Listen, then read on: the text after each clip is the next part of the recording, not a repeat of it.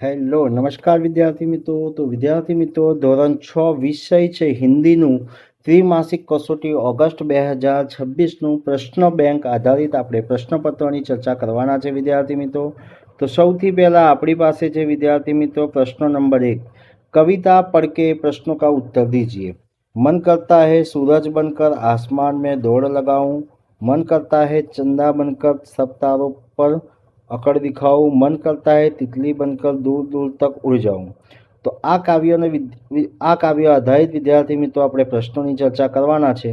સૌથી પહેલા આપણી પાસે પ્રશ્નો છે ક कच्चा सूरज बनकर क्या करना चाहिए. सॉरी, बच्चा सूरज बनकर क्या करना चाहता है. तो बच्चा सूरज बनकर आसमान में दौड़ लगाना चाहता है. बीजो छे बच्चा चंदा बनकर क्या करना चाहता है. तो विद्यार्थी मित्रों जवाब छे बच्चा चंदा बनकर सभी तारों पर अकड़ दिखाना चाहता है. ग छे तितली बनकर बच्चा क्या करना चाहता है. तो तितली बनकर बच्चा दूर दूर तक उड़ना चाहता है. घ छे धरती का विलोम शब्द लिखिए. तो धरती का विलोम शब्द आकाश. ड कविता में से एक प्रासयुक्त शब्द युग्म लिखे. जाऊं दिखाऊं.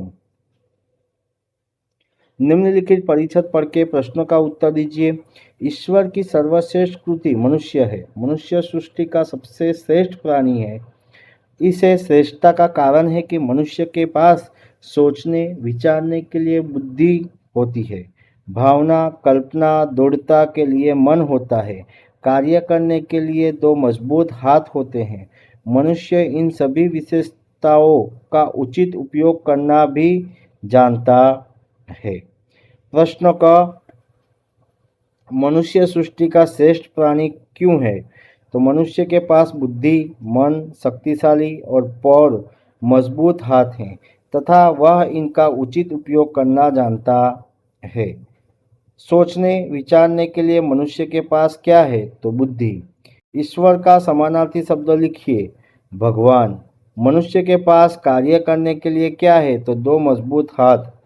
परिच्छेद का उचित शीर्षक लिखिए. मनुष्य सृष्टि का श्रेष्ठ प्राणी है.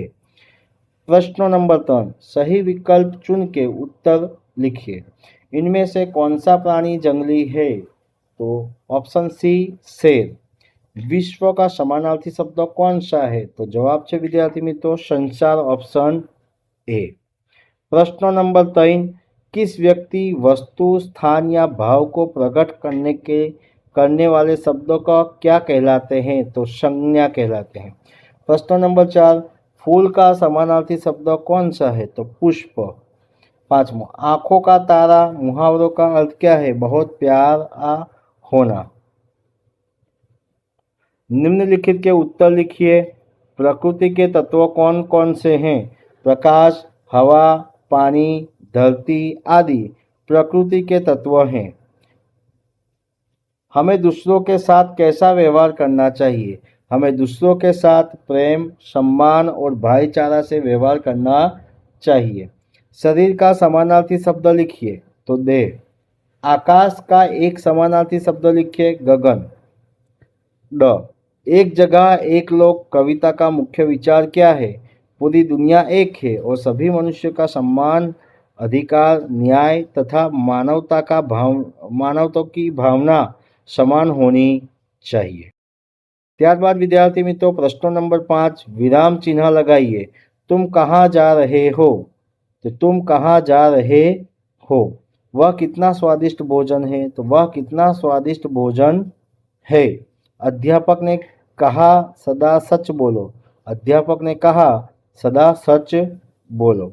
तो विद्यार्थी मित्रों विराम चिन्ह अहींया तमने लाल अक्षर थी योग्य रीते लखेलू देखाई रह्यु छे विद्यार्थी मित्रों, जे तमे जोई शको छो अने एने लखी पण शको छो. त्यारबाद आपणी पासे विद्यार्थी मित्रों प्रश्न नंबर 6. शब्द संज्ञा एवं व्याकरण. 55 को शब्दों में लिखिए. तो 55 55. 84 को शब्दों में लिखे. 84. दीपक का समानार्थी शब्द लिखे. दिया.